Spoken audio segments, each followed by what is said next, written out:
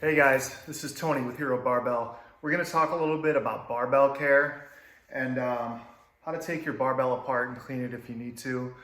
So if your bars started off spinning really well and it's getting a little sticky, there are kind of a couple things that might be happening there. Mostly it's gunk that gets down in there. What we're noticing is that people are spraying their bars with a lot of cleaner.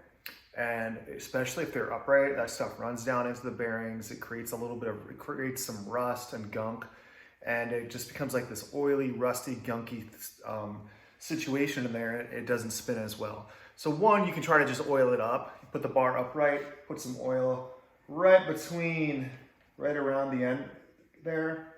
Let it sit for 30 minutes, flip it back over the other way, and then you'll put some oil around here and let that drain it down into there.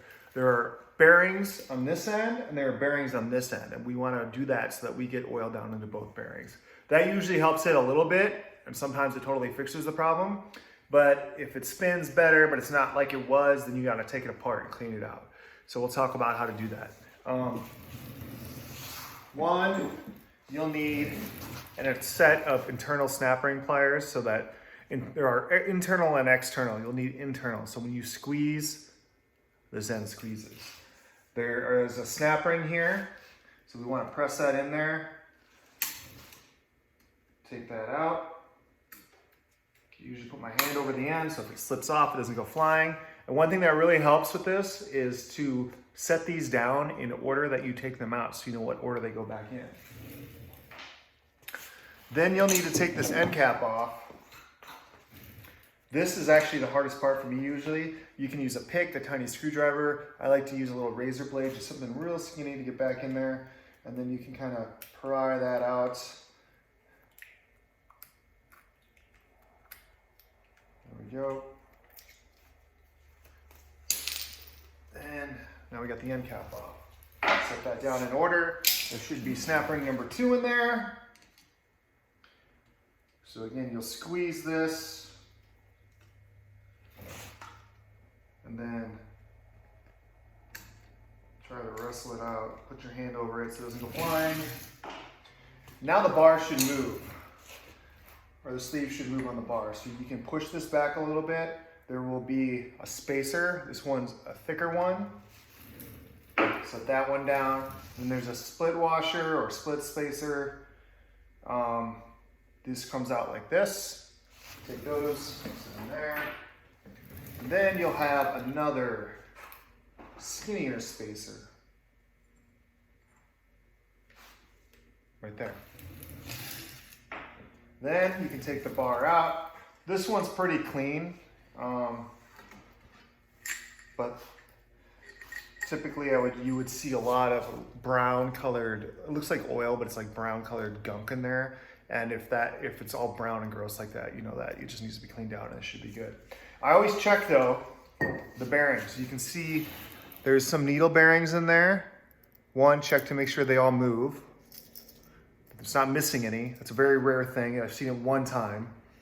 But just check that, make sure that's all good. And then you'll take everything and you'll clean it up. If you can't use a microfiber cloth, you can clean everything up with some brake cleaner or some degreaser or something that'll just get all that oil and that gunk out of there.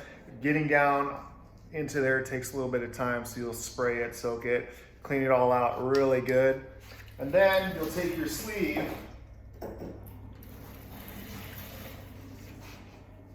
and if you can get a smaller piece, something smaller than this, you can put some cleaner on it and then you'll drive it down in there. So you'll put it down like with a long screwdriver, pull it back out, put it back down, twist it, whatever you need to do to get it clean. And then there are bearings on this side.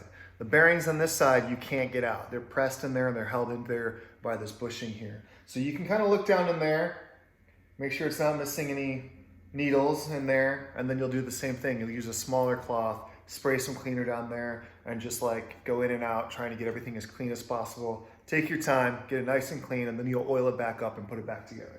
So when you oil it back up, a little 3-in-1 oil on there, just put it down in there, spray it around, put your hand in there, spin it around. You can wear gloves if you want.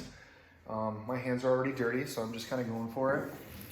and then you'll reassemble it. It takes a little bit longer to reassemble. All right, so we took everything apart, we got everything clean, it's good to go, ready to go back together. So, put it back together the opposite way it went in. You'll take your bearings, slide them down.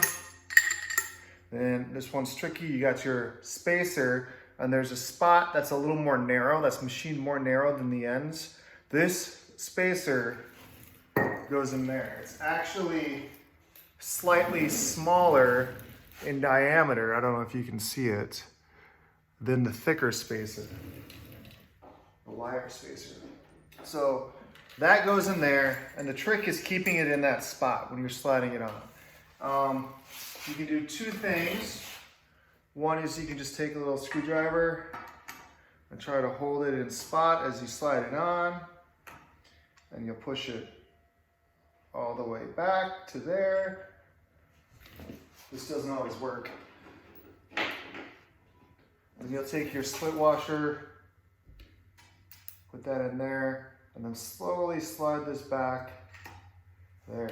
If that doesn't work, if you can't get it all the way back, you'll know if you can't get it all the way back, because when you put your thicker washer in, you won't be able to get your snap rings in. You can kind of spin it and just kind of pull it back and forth, give it a tap until it works its way back in there. It has to work, it has to get back into that thinner spot. So here's how you'll know. I'll put my thicker spacer in there. Maybe, there we go. And then you should be able to see two grooves. If you can only see one groove in there, that means that spot's not all the way back. You gotta work it way back. So just kind of give it a turn, tap, till it gets all the way back, where you have to take it out and try it again. I got this one on the first try, so I got pretty lucky. So those two grooves are where our snap rings go. So you take your snap ring, you got your snap, and you take your pliers, here, put them in there, and then you'll squeeze it. It'll get smaller as you squeeze it, and you just gotta kind of get it most of the way in there. Then you should push it back and you'll hear it click. Just check to make sure it's all the way in place. Then you got the end cap.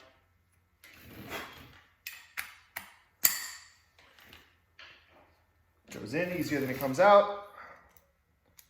And then your last snap ring.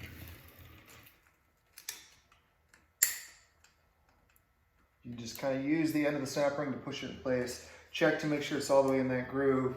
Give it a spin. Good to go.